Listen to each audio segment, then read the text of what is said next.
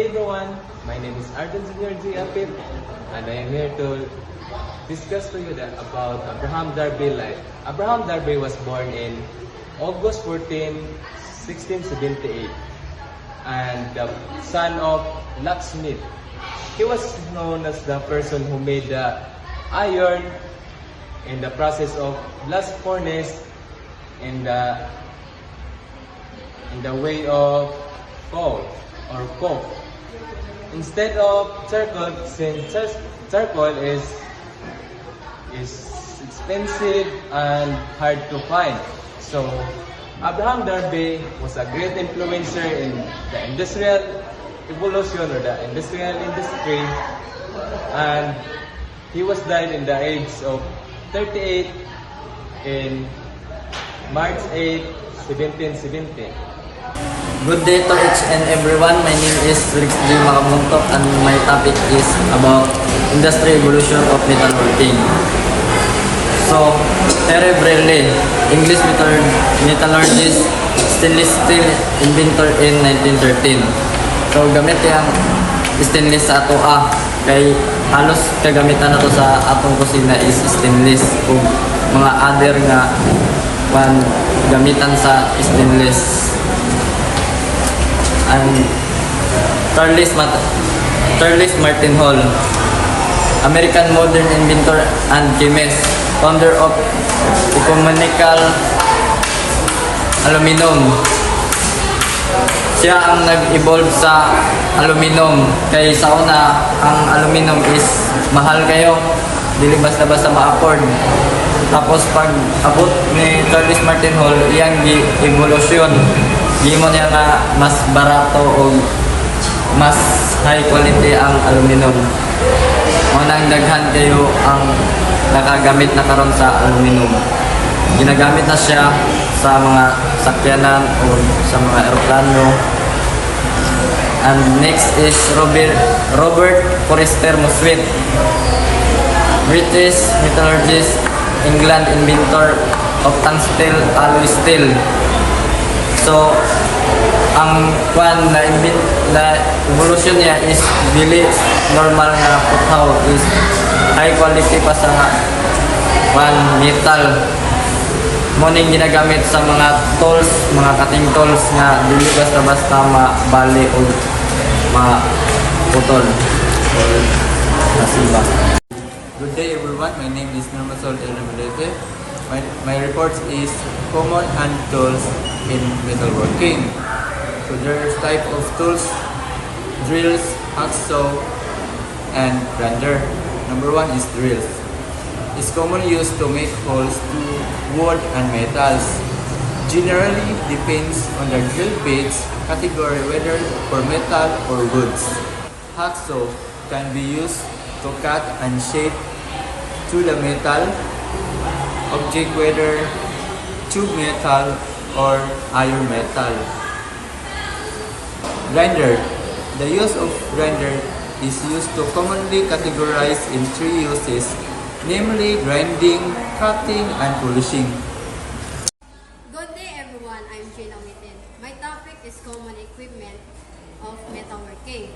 Welding machine is a process to joining of two metal by melting and fusing or both. Sa garang gamit sa mga welding machine is mga contraction or mga shaft. There are three parts of welding machine. DC and bitter welder, control temperature through currents and voltage adjustment, and electrode holder with cable. Siya ang conduct. Next is work lamp. Siya ang hold and mag-attach sa tow metal. The next is grinding machine.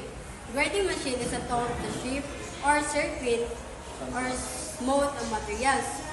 Pwede siya sa cutting, deburring, finishing, grinding, and polishing. So what is materials used? Pwede siya sa wood, steel, metal, plastic, and aluminum. The next is hydraulic pipe bender. It's used to control to bend a pipe and create any angle. So, kung gamay ang imong gamiton nga pipe, is dapat nag-base po siya sa machine ang imong gamiton. Good day everyone, my name is Francois Obiusca and my topic is all about casting metal procedure. When you say casting metal procedure is a manufacturing process that involves pouring molten metal into a mold to create a 3D metal piece, which is the three types of common method of casting metal, which is centrifugal casting, die casting, and sand casting. Centrifugal casting, it means the process involves pouring molten cast iron into a spinning mold, which it is forced against the wall by centrifugal force, forming a solid wall as it cools and solidifies. The example of this one is the cast iron pipe. Cast iron pipes is the centrifugal casting. It is often used for processing large hollow components like pipes and tubes. And another one is the die casting. Die casting is the process involves forcing molten aluminum under high pressure into a metal die, which is cavities matching the shape of the desired part. And the example of this one is the aluminum engine blocks. Aluminum engine blocks is the commonly used in the automotive industry, which is means the produce engine blocks and the other complex high volume parts. So, good day everyone. I am Jeremy Haman Cavite and my topic is all about forming processes. So, forming processes modify metal or working piece by deforming the object that is without removing any material. So, there are two classifications of forming process. First, the bulking forming processes. Second is the seat and tube processes. So, first is bulking forming processes. Bulking forming processes compose several processes such as forging, extrusion, and rolling. So first is forging. A manufacturing processes involving the shaping of metal using localized comprehensive process. Example ana is kana hammer and wrenches. So another for example ana kana diha sa lakas. Pero local lang na siya, gamit mano-mano ilang gamit ana. Then kung sa global food ka, nagamit sila dagko ng mga machines. So the second one is extrusion, a forming process in which a pours a metal either hot or cold through a die. Example na is a gold bar. So nagmelt sila metal, dayon paghuman sa magmelt sila metal, ila dayon ka ng formahon, naila ka ng tibaling hulmahan. So, the third one is rolling. It's a metal forming process in which metal stock is passed through one or more pairs of rows to reduce the thickness. For example, ani is katong example ani mga aluminum and stainless steel o kaning sin.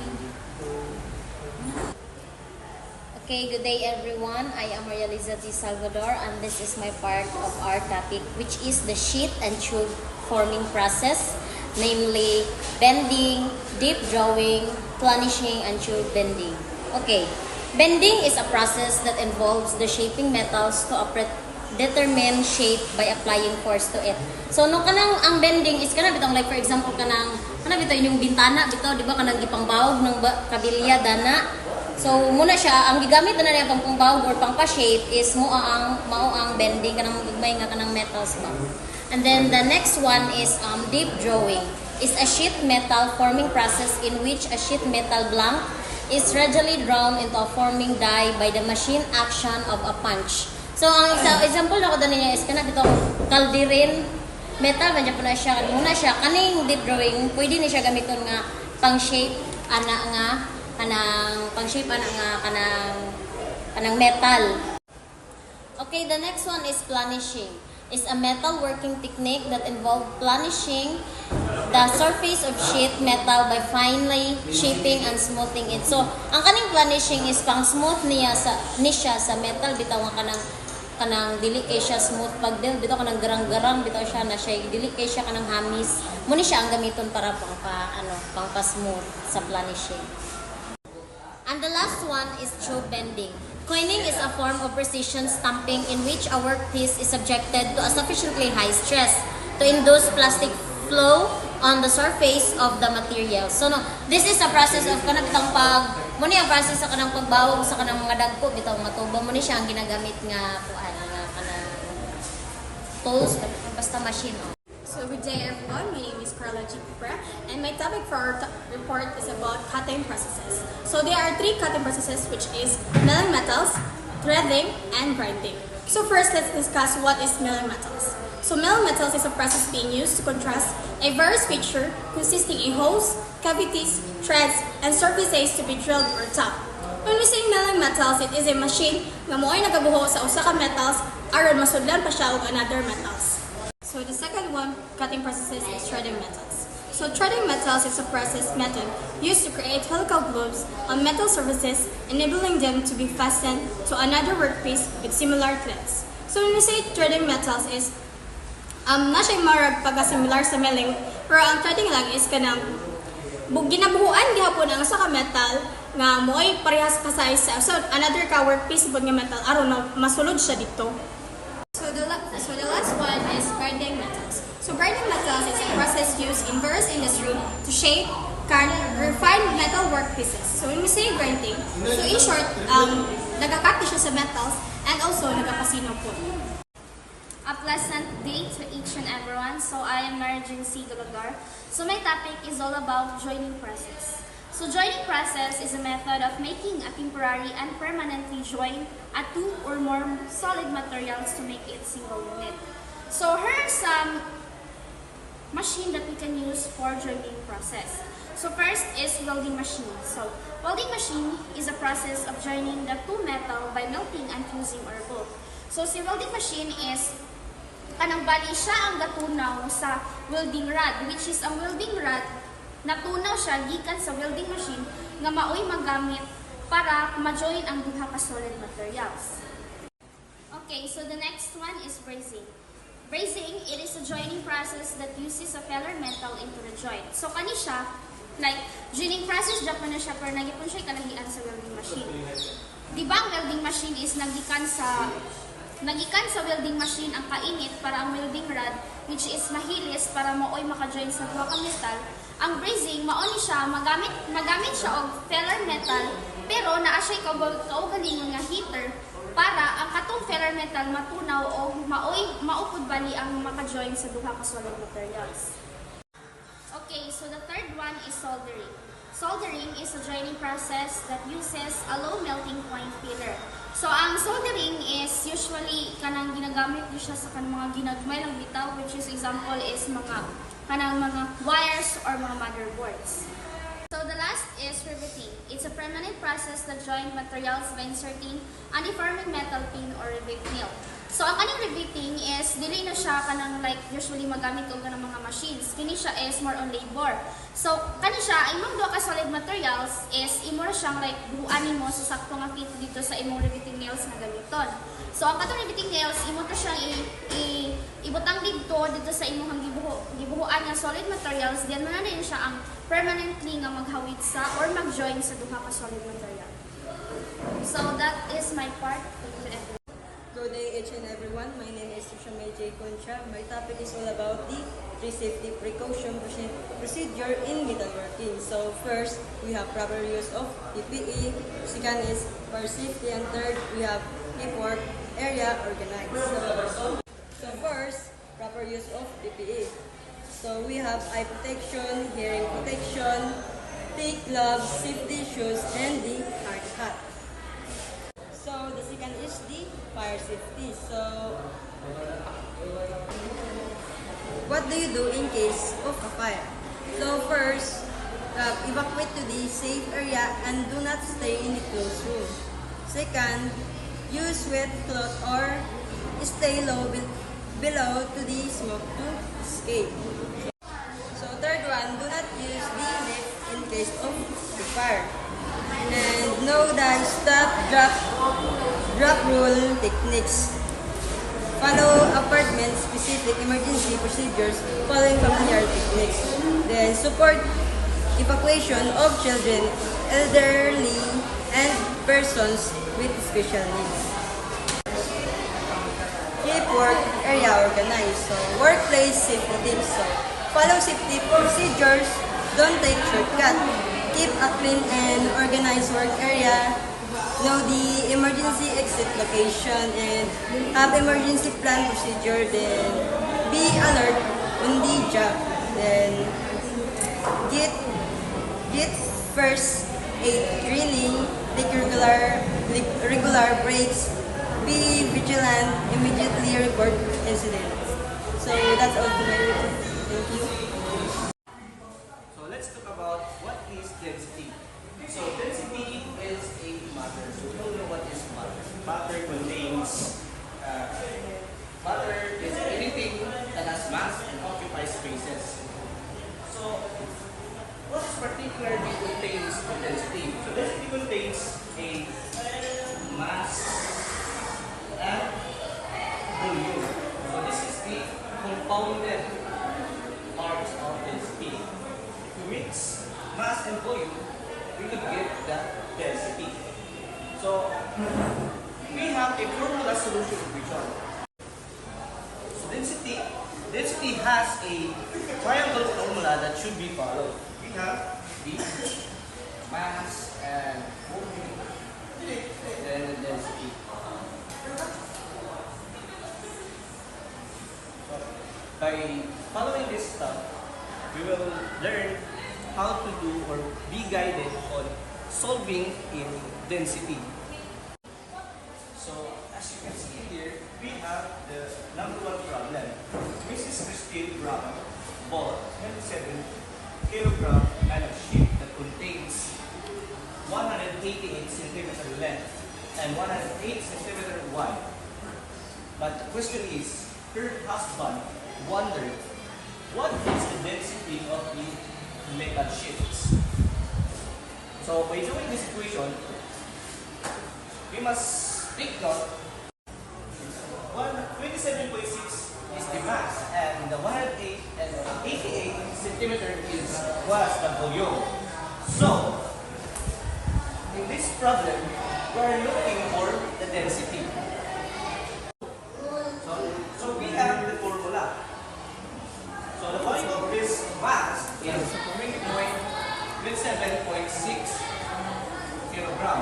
And the value of the volume are 188 centimeter and wide. So what you need to do is divide them.